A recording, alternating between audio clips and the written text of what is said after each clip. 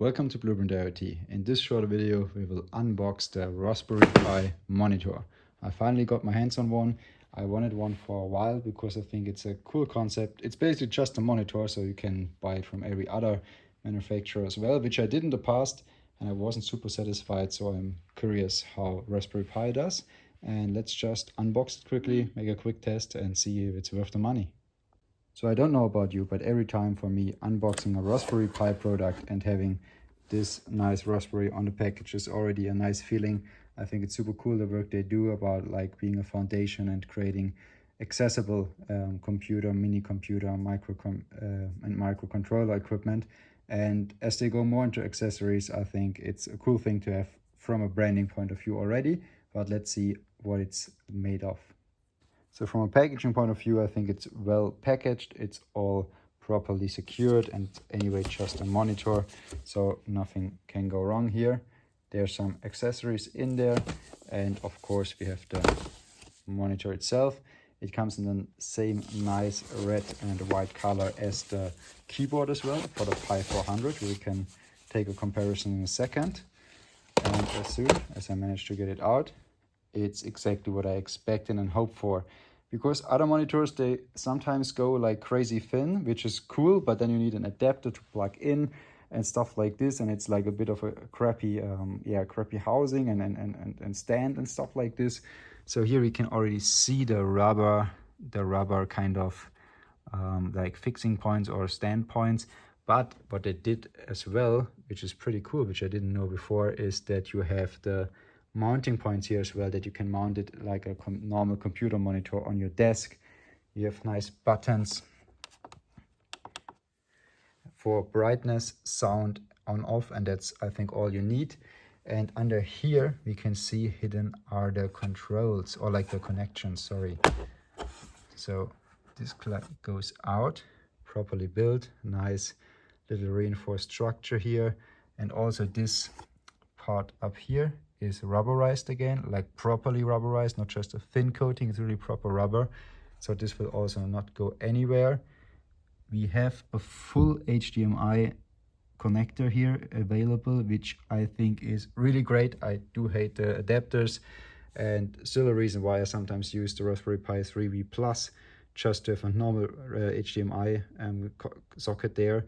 But anyway, for the monitor, I think they have the space. They did it for the newer models where they have the two connectors with the micro HDMI. I understand why they had to do it from a like real estate point of view, but having a full HDMI here, I appreciate it. I had a monitor in the past, or still have a monitor, a mobile one, where you have a mini HDMI, which you had on the Raspberry Pi Zero for a while. I think it still is. And always the need of an adapter, so you throw in a thin monitor, but then you also have to have the adapter with you, so it's kind of pointless to have a thin monitor when you have an additional adapter cable and so on. So I think it's like a nice compromise here. So that's the monitor from the front. You can see the outlets for the speakers. It's very solid, so if you try to wiggle here, of course it's a light device, but it's like not moving anywhere. If you try to push it or something, the rubber is really doing a good job here. Let's take a look on the accessories. Of course we have some manual there, and again some cables. Let me just get this out of the way. Actually only one cable, all right, which is a USB type A to USB type C cable. So basically just a power cable. Cool thing, you have the Raspberry again here, but apart from this, I think USB type A to type C cable is the cable you have the most at home already. So I don't know if that's necessary. I think it could be fine without one, but still cool that they add it and you have it as an extra. And also it seems to be a properly shielded one. So taking a closer look on the manual and the connectors once more, you do have the USB type C for power, and you have the HDMI for the video signal. You also have the audio jack for headphones, speakers, whatsoever. And of course you can also connect the keyboard or the Raspberry Pi in the keyboard directly, or the keyboard to the Raspberry Pi with a USB cable. I think that's what they try to indicate here with this cable going underneath the monitor. I mean, that's kind of obvious, but anyway, And then you have the power cable going to the outlet in the picture here below, powered by separate power supply, it says. And here we have power from Raspberry Pi, and we can see a maximum brightness of 60% and a volume of 50% is then possible only to avoid the Pi collapsing, or anyway the Pi can only supply normal USB type A, yeah, power connection. I guess 3 amps is the max here, so 15 watts. So in case you want to do the lower case, you need an additional Raspberry Pi power supply or any other power supply, obviously, to supply you with USB type C power and power delivery ready, I assume. What you could say is a bit of a bummer that you can't connect the video signal via the USB type C port all via one cable, but yeah, you need the HDMI cable. It's not a big thing anyway, USB type C or a video via USB type C. Most cases it's always a bit a struggle to get it up and running, so I'm not mad about this.